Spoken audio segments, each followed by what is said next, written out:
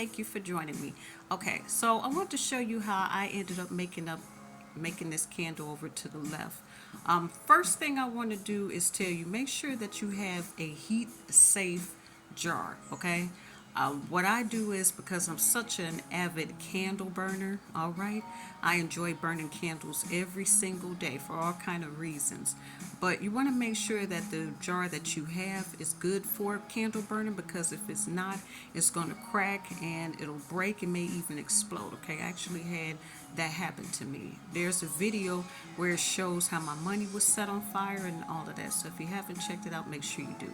But anyway, once you do that, you want to clean it out. Since I didn't have any alcohol left, what I used was that nail polish remover that you see and a paper towel. Next thing I did was, usually I would use a pan. I would actually get the candles and put them in the pan and then put them in the oven. Uh, but today I was like, you know what? I forgot I even had this picture or whatever. So I bought a candle making kit specifically for the candles. And so I forgot I had it. But what I did was I just used it on the stove. So I put the candle wax melter in a pot. Both of them are filled with water. I put a candle in there, and then that is what you see right there. So once the wax melted, I was able just to pull out the wicks.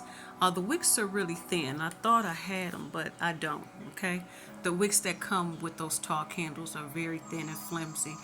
So what I did was, once I was done with that, I got one of the wicks from the candle kit that I was telling you guys about. These right here. It was a whole candle, you know, wick set or whatever. So I got the little stickers that come with them. I put the stickers on the end, and you peel it. It's two-sided tape. Put it on the end, and then you stick it onto the bottom of forgive my hands, onto the bottom of the glass. Stick it onto the bottom of the glass. I would recommend putting some crazy glue on the end so it doesn't come up. But anyway, once you do that, that's when you would pour um, that melted gosh, I can't talk, the melted candle wax in there. And what I learned is to try to pour it steady. Okay, you don't have to pour it fast, but you do have to pour it steady, because if you don't, you're more likely to get bubbles. It's more likely to come uneven. And then when you're stirring it, stir it very slowly when you're stirring that wax before you put it in. You want not too slow, but you want to keep it like a medium pace, because that'll also give you a lot of bubbles and stuff in your candles. So I'm going to tell you the mistakes that I've made. As you can see, with this first candle, that is a prosperity candle. So the first time I started making candles, I was putting all kind of like, different things in there, dry botanicals. And it wasn't until I read that you're not supposed to do that, because I was wondering why it was crackling and was getting so hot, and I would have to always put them out. Well, that's because they can catch on fire. It's a fire hazard. So instead, what I'm starting to do is I put just a tiny bit in there as my prosperity candle. So I have oregano in there, but it's very little, so it's not going to do any damage. Another mistake that I made, as you can see, is I poured it kind of fast or whatever, so it was splashing a lot. And usually I would get like a spoon and just put all the wax towards the middle, but I just said forget it, and I let it burn. Over here on this one is burning quite evenly, I must say. So give me one moment. I want to show you guys the pool, so you can see. Don't come for my hands, okay? I was a dishwasher for many years, so my hands are not pretty. All right, but look how evenly that's going, okay? So yeah, this one is for love, and yeah, love, harmony, all of that good stuff. So that's actually, and they both smell good. Let me just tell you that, okay? That's actually burning pretty evenly, just a little splash on the ends, but that's okay. I used the Flower Shop wax melts in there. I melted that inside of the candle wax to give it a smell, and when I tell you this, it's oh my gosh, I know they can smell it out in the hallway. It's so loud, but it smells so good. It's like gardenias or flowers or something. Next thing I did, once I poured, well, after you do that, before, let me say this.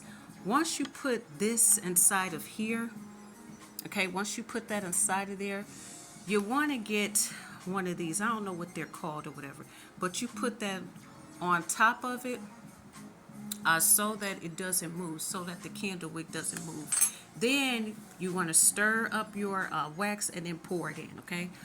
And then that's going to keep it, so while it cures, it's going to keep it from moving around. Because if you don't do that step, what I notice is these are kind of flimsy, and so they'll bend. And not only will they bend, but this will come out of place. And if it comes out of place, then you can get it to where it's uneven, and up against the ends of it, it can get real hot. So you want to keep it towards the middle as much as possible.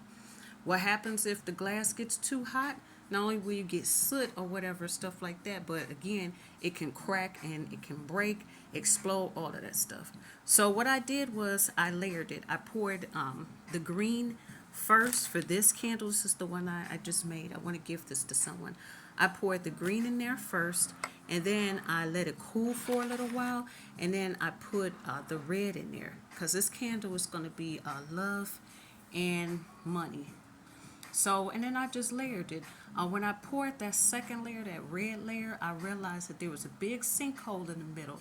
So I poured the green on top of it, and the green was good. You know, it was even, it looked nice and even, but me trying to be a perfectionist, that's a record on there that you see, guys. Me trying to be a perfectionist, I don't know if you can tell, but there was bubbles in there, like little, look like little spit bubbles.